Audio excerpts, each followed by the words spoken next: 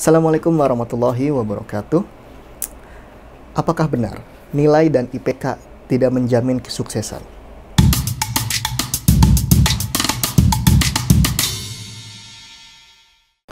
Kalimat tersebut tampaknya sudah menjadi hal yang biasa dan tidak asing kita temui dan kita dengar.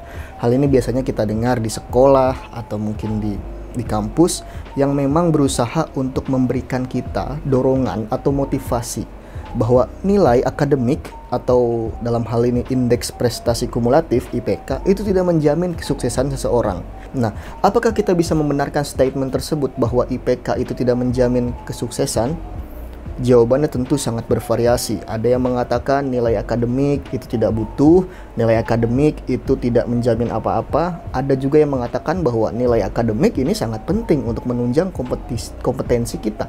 Dan faktanya, kita bisa lihat di kehidupan nyata kita bahwa memang secara umum orang-orang yang memiliki kadar kesuksesan itu tidak selalu dibayang-bayangi oleh IPK. Tidak selalu semata-mata berkat IPK yang ia dapat ketika kuliah. Oleh karena itu, banyak sekali orang yang mengatakan bahwa IPK ini hanya sebatas nilai dan tidak akan menentukan apapun di kesuksesan seseorang tersebut. Oke, untuk menjawab persoalan ini sebenarnya juga dilematis. Dilematis bukan karena benar atau salah, tapi lebih ke patut atau tidak untuk diperdebatkan. Dan ini yang sering terjadi. Biasanya orang-orang yang mengatakan IPK itu penting itu adalah orang yang akademis. Sedangkan orang yang menyebutkan bahwa IPK tidak penting itu adalah orang yang aktivis dan organisatoris. Tapi stereotip seperti itu tidak selamanya benar, tidak selamanya bisa dikategorisasikan dengan sesimpel itu.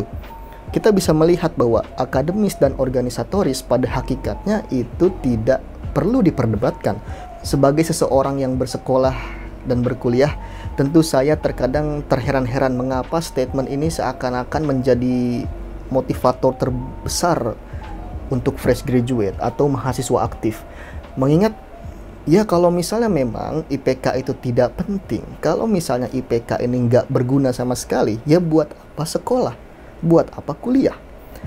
Karena nilai-nilai tersebut digunakan untuk mengukur kompetensi secara real, kompetensi yang dihitung melalui lembar evaluasi yang pada kesimpulannya ditulis dengan angka, dan angkanya pun punya indikator sebagaimana IPK dari 1 sampai 4, di mana IPK 4 itu adalah nilai terbaik dan IPK 1 itu bisa terancam tidak lulus.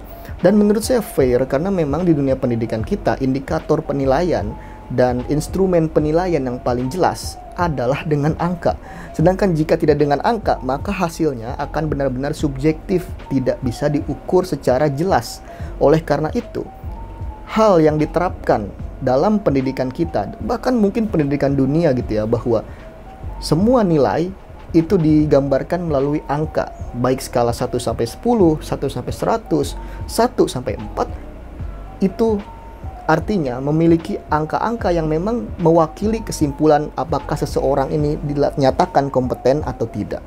Nah, sekarang balik lagi ke persoalan. Ketika kita mendengar IPK itu penting atau tidak, tentu kalau kamu kuliah, ya kamu harus menganggap bahwa IPK itu penting.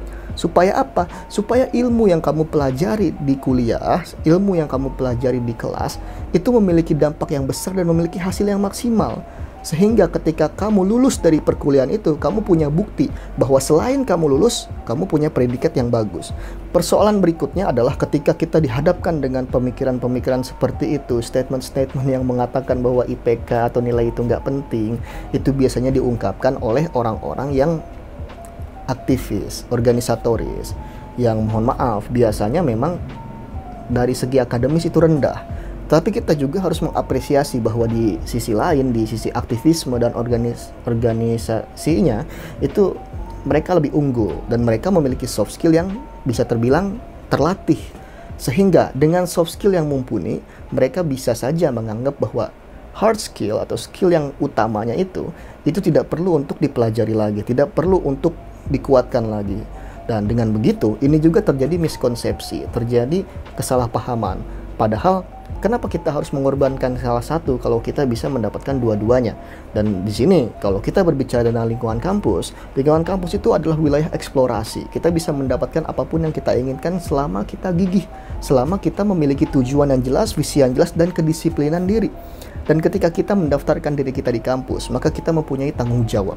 Yang pertama tentu tanggung jawab finansial yang diberikan orang tua untuk mendaftarkan kita ke kampus tersebut, dan tanggung jawab moral sebagai bentuk amanah bahwa orang tua telah mengamanahkan kepada kita untuk menjadi lulusan yang baik, lulusan yang terbaik. Dan sekarang ada sebagian orang yang dengan mudah mengatakan bahwa IPK itu nggak penting.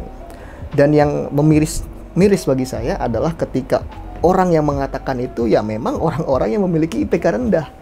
Itu kan jatuhnya bukan motivasi, melainkan pembenaran atas apa yang mereka capai. Atas apa yang mereka tidak capai. Dan ini permasalahan.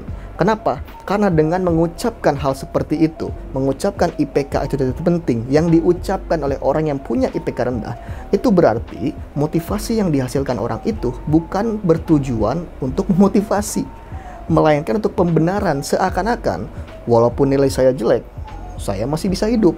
Yes, kita semua tahu bahwa ujung-ujungnya ketika kita masuk dunia kerja, IPK itu nggak akan pernah dibahas lagi.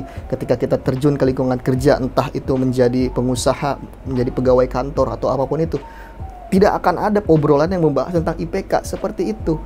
Tetapi perlu kita pahami juga dalam proses rekrutmen perusahaan, rekrutmen apapun itu, lowongan kerja, itu kan selalu di awalnya bahwa ada syarat pendidikan tertentu, minimal sarjana, minimal IPK 3. Nah, dengan ada requirement atau persyaratan IPK 3, ini sudah membuktikan bahwa IPK itu penting.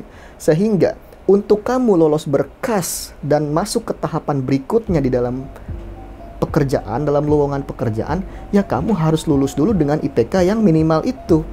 Jadi menurut saya nggak ada alasan untuk mengumumkakan bahwa IPK itu nggak penting, karena faktanya IPK ini masih berlaku dan IPK ini masih dipertimbangkan. Oke, kita bilang lagi, misalnya dalam suatu perusahaan membuat lowongan pekerjaan, dan lowongan pekerjaan ini ada banyak calon-calon pegawai yang mendaftar. Nah, saya sebagai Human Resource Department itu pasti akan memilih orang yang punya hard skill yang bagus, ditandai dengan ijazah, akademik, IPK, transkrip, dan juga memiliki soft skill yang bagus, komunikasi, berbahasa, kerjasama, dan lain sebagainya. Daripada saya harus mencari, ya udah, saya akan memilih yang soft skillnya aja, yang akademik saya tinggalin. Ngapain saya lakukan hal seperti itu? Justru yang saya cari adalah orang yang bagus secara akademik dan orang yang bagus secara soft skill. Nah, kalau misalnya memang setiap human resource berpikir seperti itu, maka orang-orang yang tidak memiliki kapasitas di bidang akademik ini pasti akan gagal pada pemberkasan di awal.